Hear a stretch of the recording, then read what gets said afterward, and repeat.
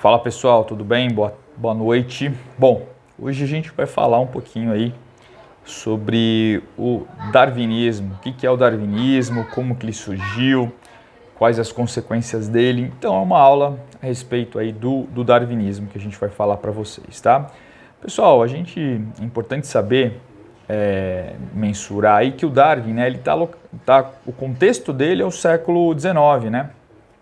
É aquele contexto onde várias teorias acabam influenciando o pensamento da elite europeia, né?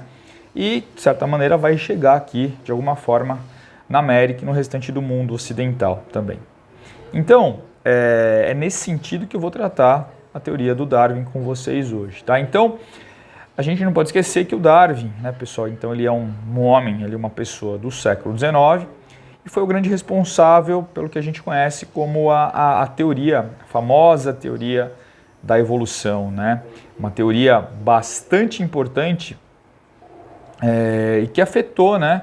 Deu para a gente, ou para as pessoas do século XIX, uma nova concepção de tempo e de vida biológica, tá bom? Então, olha só. Por muito tempo, pessoal, é importante a gente frisar isso aqui, e até o século XVIII, né, existia a crença de que Deus havia criado tudo, né, o universo, as várias espécies de animais, de vegetais, né, e detalhe, essa criação teria acontecido de uma forma já pronta. Então Deus criou tudo de uma forma pronta, tá? Isso, pessoal, era uma concepção muito comum, certo? E que perdurou por muito tempo aí na história da humanidade, certo? Então, acreditava-se, por exemplo, que a Terra, né, ou o ser humano, tinha ali algo em torno de 6.000 anos, né? Então, assim, era uma concepção, pessoal, muito ligada, né, muito atrelada à igreja, né? Depois aí ganhou força com a igreja católica, tá? Não só a igreja católica, mas a tradição protestante também defendia essa ideia aí, certo? De que o homem tinha aí 6.000 anos, né? O Homo sapiens, tá? Uma das primeiras pessoas, né, pessoal, isso já, ou melhor, como eu estava falando para vocês, essa concepção ela passou a ser contestada aí. Uma das pessoas que contestou essa noção, essa ideia, foi justamente o Erasmus Darwin, né? O avô do Charles Darwin. Tá? Ele já, através das suas pesquisas ali, das suas buscas, né, ele constatou que a Terra, por exemplo, pessoal, não tinha 6.000 anos, né, mas tinha aí milhões de anos. Tá? Então, o avô do Darwin, então vocês podem ver, né, que é de pedigree já, né, o Darwin estava inserido ali no meio, bastante importante. Tá? Importante lembrar, pessoal, que o Darwin, então, um naturalista inglês, certo? Que teve então a sua vida, né, ali com essas influências, né, o avô, o pai. O pai dele, se eu não me engano, era médico, queria que o Darwin fosse médico. O Darwin, ele acabou não gostando da profissão da medicina, tal, e foi seguir para a área e seguiu na área do naturalismo, da biologia, tá? É interessante falar, pessoal, do famoso navio Beagle, né? Então, o que o Darwin fez lá? Em 1831, ele subiu um navio real, o navio Beagle, e foi até a América do Sul, né? Foi ali conhecer, explorar um pouco ali a costa da América do Sul, tá? E da América Central também. E nessa viagem, né, que ele fez aí, na qual ele veio aqui para a América, ele entrou em contato então com as espécies, né, com fósseis, diferentes espécies de pássaros nas famosas Ilhas Galápagos, né? Então, as ilhazinhas do Oceano Pacífico, né? Então, que hoje pertence, se não me engano, ao Equador, tá? Então ele percebeu, pessoal, que muitas espécies, né, haviam se extinguido, né, analisando os fósseis ali, restos de rochas, né? E ele deixa tudo isso muito claro, né, pessoal, no famoso livro que ele publicou em 1859, que é A Origem das Espécies, né? Em que ele vai trazer como essa ideia que ele cunhou, que ele trouxe, que é a ideia da evolução, ela vai operar. Então é nesse livro aí a origem das espécies, tá? E o Darwin, pessoal, a gente não pode esquecer que um outro teórico ali do contexto do 19, o Malthus, né, acabou influenciando bastante ele. Vocês lembram do Malthus, né? O Malthus é aquele teórico que falava que num determinado momento iria faltar comida. Por quê? A população cresce em progressão geométrica, né, enquanto a produção de alimentos crescia em progressão aritmética, tá? Então ele vai falar desse princípio aí o Malthus vai ser um dos grandes influenciadores, né, para ele elaborar essa ideia de seleção natural aí, né? Ele vai pegar um pouquinho desse tempero dessas ideias do Malthus, né? Então, bom, o que tem que ficar claro para vocês é que existiam, né, para estabelecer a ideia da seleção natural, ele vai constatar, pessoal, pequenas variações, né, que eram aleatórias em algumas espécies que ele estudou, tá? E o que ele vai perceber é que devido, né, ao mecanismo da seleção natural, bastante explicado nesse livro, A Origem das Espécies, o que ele vai estabelecer aqui? Com o passar do tempo, somente as espécies que tinham adaptações boas, né, sobreviviam, certo? Ou seja, existia um mecanismo, que é o mecanismo da seleção natural, né, que é a atuação justamente do meio, e o meio ambiente, ele faz o que? Ele seleciona as espécies mais aptas, mais adaptáveis àquele mundo, àquele contexto, né? Então, com o passar do tempo, essas características selecionáveis, né, na qual a seleção natural atua, ela vai predominar sobre as demais, né? Sendo que aqueles que não têm essa característica vão acabar morrendo, as espécies que não têm, né? Inclusive nós, tá, pessoal? Nós, seres humanos, a gente está submetido a essa característica da seleção natural. A gente, né, passaria por um processo aí também de evolução no qual o meio atuaria nesse processo aí, tá bom? É interessante destacar, pessoal, que assim, tudo que o Darwin formulou, tudo que ele escreveu ali no século XIX, certo? Vai ter um contraponto, né? Quem vai fazer o contraponto vai ser a crença cristã, né? A igreja propriamente dita, né? Porque imagina você, chega uma pessoa, né, um cientista, e fala que a Terra, ou melhor, o ser humano, não tem 6.000 anos, como estava lá na Bíblia, mas tem sim milhões de anos, né? O ser humano é fruto de um processo evolutivo, não só o ser humano, né, mas a maior parte das espécies, né? Isso vai ser um choque, né, com relação às teorias cristãs, né, ao cristianismo, tá? Com o tempo isso foi, as teorias cristãs, né, foram se adaptando aí à biologia. Isso a gente pode observar, né, no século XIX, mas foi um grande impacto no início, né? Então, a grande questão é que, para o Darwin, né, pessoal, é que justamente a natureza, né, o impacto foi grande no conceito de natureza, na concepção de natureza. Por quê? Porque, de acordo com a teoria da seleção natural, a natureza ela não tinha nenhum planejamento divino, né?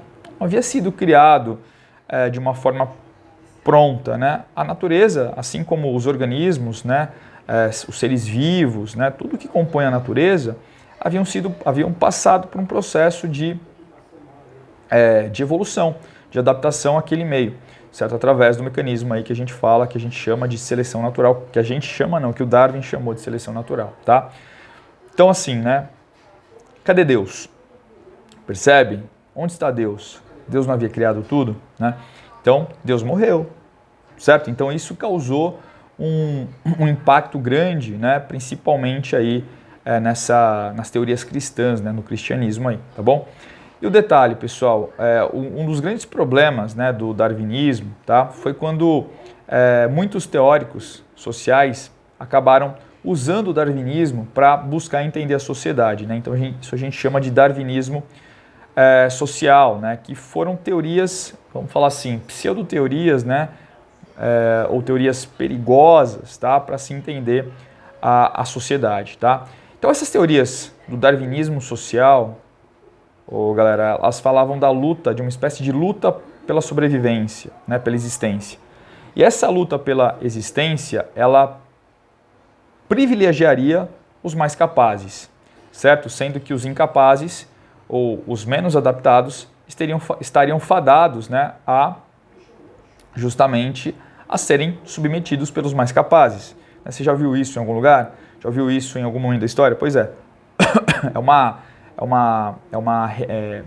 falar assim, uma reedição, né, do que aconteceu no século XVI, né, só que agora no século XIX com um pouquinho mais de força e embasamento teórico, né? Você vê o perigo disso? Né? Então a gente não pode esquecer que o século XIX, né, esse que estou falando, falei século XVIII, né, mas o século XIX, o que estava acontecendo? É o momento que a gente fala do imperialismo ou neocolonialismo, né, o momento em que os europeus estavam se direcionando para a África, né, para fazer o quê? Para colonizar a África, né, e manter e submeter diversos povos, certo? Então isso trouxe consequências muito desastrosas, né, principalmente para a África, para a Ásia, né, e até mesmo para a gente, tá, pessoal? Até mesmo para o continente americano aí, tá? Então, o fracasso. Quem que é o fracassado? O fracassado é aquele que não consegue se sobrepor ao outro, tá? Nesse universo de disputas onde os mais aptos sobrevivem, o fracassado é aquele que não consegue se impor sobre o outro e perde, tá? Esse é o fracassado aí. Se você olhar, pessoal, você que gosta de literatura, né? Se você for ver o livro Quincas Borba, você vai perceber que num determinado momento, né, existe a famosa teoria do humanitismo, né? E essa teoria do humanitismo, ela foi bastante influenciada por essas teorias raciais, né, pelo darwinismo social. Se você não leu Quincas Borba, leia, porque é um livro muito, muito legal, tá? E o detalhe é que assim, pessoal, da mesma forma que a evolução ela acontece de uma forma lenta, de uma forma gradual, esses teóricos sociais, né, mais conservadores, eles não acreditavam numa mudança repentina na sociedade, né? Eles acreditavam que a sociedade ela se transformaria também de uma forma mais gradual, né, lentamente, tá? Então é isso que era inculcado aí, né, que tinha por base essa teoria da evolução, tá?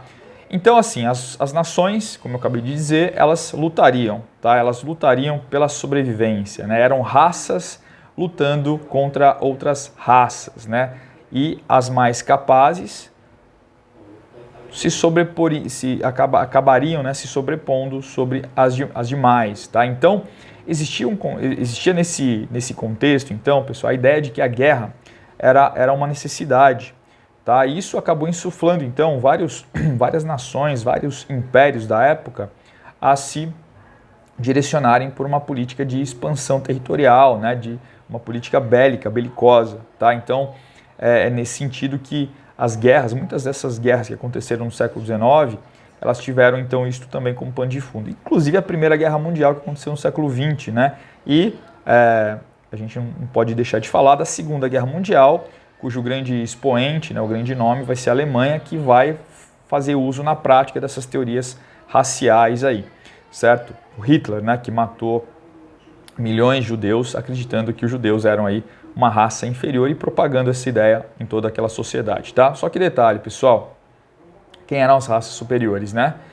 O que o darwinismo social colocava como raça superior, né? Eram os anglo-saxões e os nórdicos, né? Os germânicos, tá? O povo ariano, né? Como dizia Hitler, tá bom? Então aí essa teoria, então ela serviu, né?